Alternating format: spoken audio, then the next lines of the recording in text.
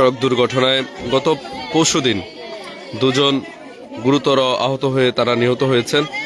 দর্শক, এই শোক রেশ না কাটতে কাটতেই গতকাল রাতে রামগঞ্জ পৌরসভার বাসঘর ওয়ার্ডের আহমদ আলী হাজি বাড়িতে হাসমাতুল্লাহ নামের এক বৃদ্ধকে 65 বছরের এক বৃদ্ধকে পিটিয়ে হত্যার অভিযোগ উঠেছে।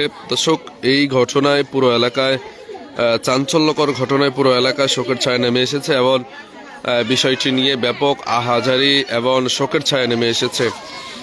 দর্শক, একটু বলে দিতে চাই যে হাসমাতুল্লাহ ও আমিনুল্লাহ এরা দুজন আপন ভাই। দুজনের সাথে দীর্ঘদিন ধরে তাদের জমি জমা এবং বসতঘর নির্মাণ থেকে শুরু করে বিভিন্ন বিষয়ে দ্বন্দ্ব লেগেই আছে এবং তাদের মধ্যে যে পারিবারিক এবং প্রত্যেক সম্পত্তি নিয়ে যে দ্বন্দ্ব ছিল সেটি নিয়ে আসলে দীর্ঘদিন ধরে তারা অনেকটা সমস্যার মধ্যেই ছিল।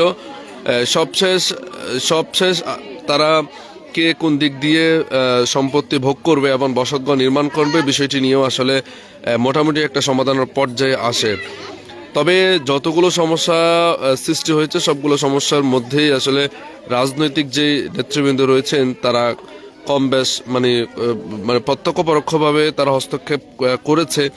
বিষয়টি নিয়ে আসলে অনেকটাই স্পষ্ট। গতকালকে রাতে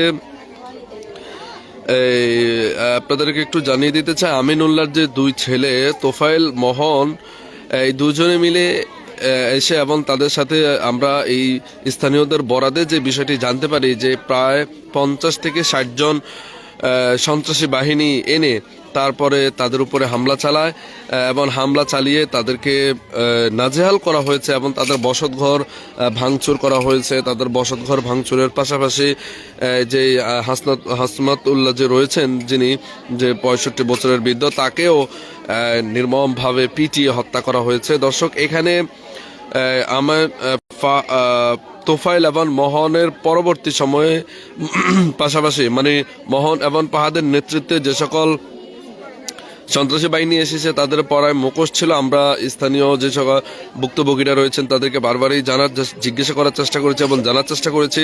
তারা বলছেন যে এখানে তারা কাউকে চিনছেন না, কোনোভাবেই কাউকে চিনছেন না। তবে বিক্ষিপ্তভাবে কয়েকজনের নাম আসছে।